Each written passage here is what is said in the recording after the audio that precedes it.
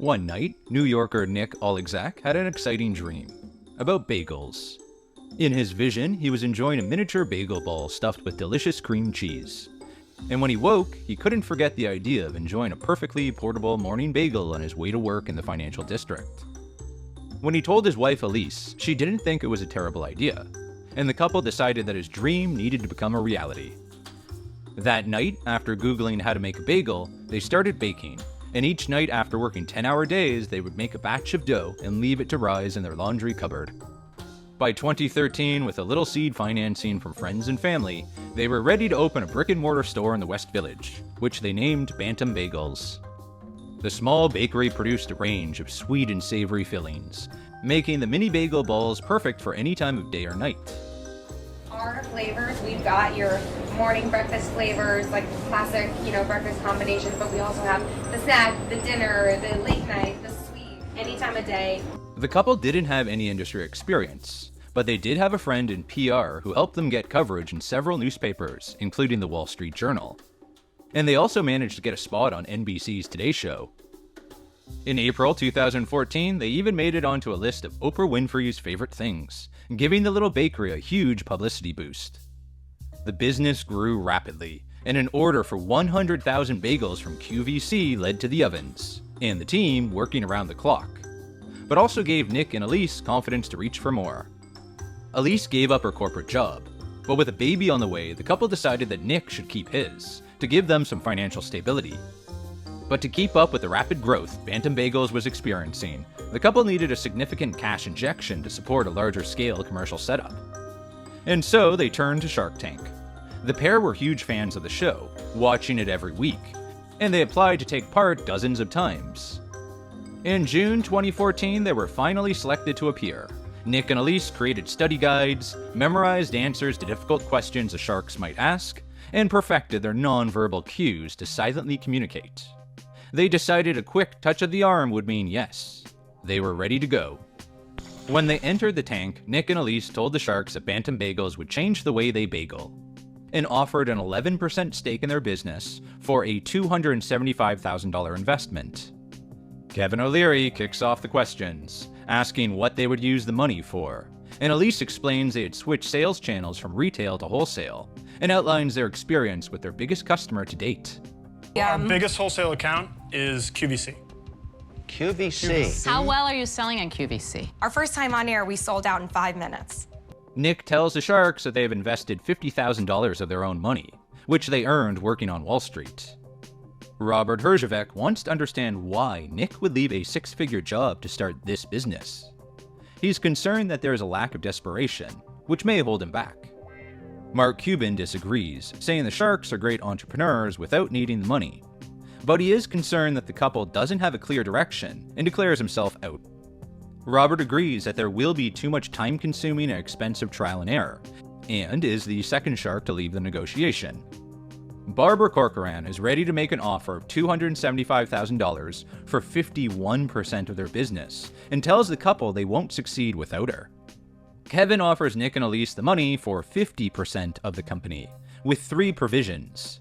Nick must leave his job, they need to move to a commercial kitchen, and they must run the business direct to consumer.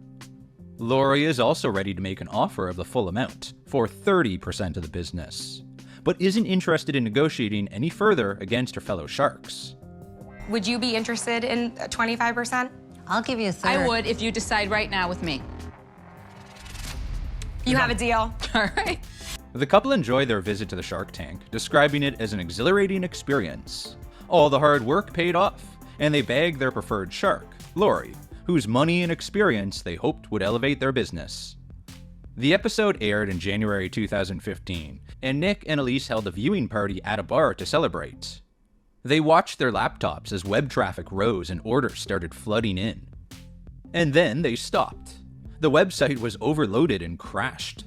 The entrepreneurs left their party, ran to a nearby CVS, which had chairs and power outlets, and contacted their web team. They also reached out to their mentor, who was happy to use her social media channels to help them out. 15 minutes after the segment ended, their website was back up, and the pair stayed in CVS until 2 a.m., replying to every email and contact they had received from new and potential customers. They headed home, exhausted from their stressful and dramatic nights, but were in for an early morning awakening. Just 3 hours later, their baker called to let them know there was a line down the street outside their store, which wasn't due to open for another 3 hours. The Shark Tank effect continued, with an explosion of sales in the first 24 hours, and continuing steady growth after that. In May 2015, Beyond the Tank featured a follow-up episode on Bantam Bagels. Lori asked Nick and Elyse if they could conduct a survey about the business name because she wasn't sure it was clear what they were actually selling. After chatting with a few locals, it appeared she was right, leading the couple to consider changing their brand name to her suggestion, Bagel Stuffins. Our customers say to us basically that they didn't know what Bantam meant. Made us realize that while Bantam is close to our heart, it's not necessarily something that customers understand. And just 5 months later, there was another Shark Tank update. Before appearing on the show, the business had achieved $200,000 in sales. Within 8 months, that figure reached $2.1 million from selling over 2 million bagels. The new Bagel Stuffins branding had been rolled out, and Bantam Bagels were being tested in 32 New York Starbucks stores. The initial test was a success and was expanded to cover 400 locations. If they continue to expand at this rate, we have the potential to be in 7,000 Starbucks locations nationwide. It really doesn't get any bigger than this. Additionally, Lori helped negotiate a deal with Delta Airlines, who agreed to serve the miniature bagels on all first-class flights out of every New York airport. The future was certainly looking bright. By this point, Nick and Elyse had created a strong bond with their mentor Lori, who they spoke to at least once a week, and considered a critical member of their team. And if it seems like Bantam Bagels appeared on a lot of Shark Tank updates, that's because it's true. They made a conscious decision to stay in close contact with production to maximize the ongoing publicity. Despite the rebrand, the name Bagel Stuffins didn't do well in testing, so Bantam Bagels was here to stay, with Lori's blessing. Instead, there was a photography update and another box change, complete with the Shark Tank logo. The owners had already learned a lesson about packaging, when their original photography and box design was what they described as a fail. So they weren't interested in another new look. The initial Starbucks deal was huge and caused logistical issues for the couple, who delivered to each store themselves in the early hours of the morning, with their baby in the back of the car. But it was worth it because in September 2016, Starbucks rolled out Bantam Bagels to 7,700 locations. And on the same day, the frozen product hit 600 grocery stores nationwide. That's a big day for any business. A November 2016 Shark Tank update saw Nick, Elyse, and Lori visiting Starbucks headquarters in Seattle to sign the deal to enter every Starbucks location across the USA. They revealed that 2 years after originally appearing on the show, they had achieved $13 million in sales. With the income they received from the Starbucks and grocery store deals, they were able to move production to a new commercial bakery in Brooklyn. Having this partnership with Lori and knowing that she's there for us and help us grow this business to the size we want it to be, it's everything we ever dreamed, and we're here and we're living it. This is America. This is the entrepreneurial dream. Now requiring 40 employees and 2 chefs, production jumped from 1,000 bagels a day to 1 million each week. The expansion allowed them to develop new breakfast and dessert product ranges, and focus on getting them into other massive retailers. We just launched in Costco here. In this area? In this area. We're in Jewel in this area. We're launching in Target in July. In October 2018, Nick and Elyse sold Bantam Bagels to T. Maserati Company for $34 million, giving Lori a healthy payout of $8.5 million for her $275,000 initial investment. In another Shark Tank recap 4 years after their first appearance, they share that they reached $45 million in sales in the 4 years before selling the business. But the sale wasn't the end of Nick and Elise's relationship with Bantam Bagels. This is the kind of deal that every entrepreneur dreams of. They got a $34 million buyout, plus they get to stay in running the business as the innovators. The couple still oversaw day-to-day operations and product innovation, but dreamed of more. They hoped that releasing ownership of the business would allow them to help build the brand into a household name.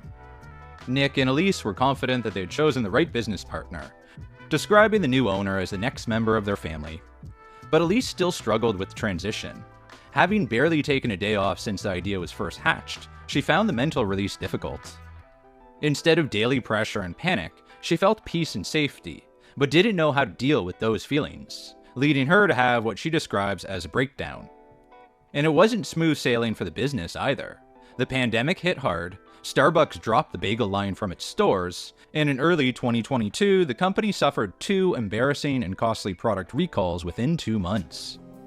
Later that year, T. Marzetti Company put out a statement. Due to financial underperformance, they were shutting down Bantam Bagels for good. The business closed in September 2022.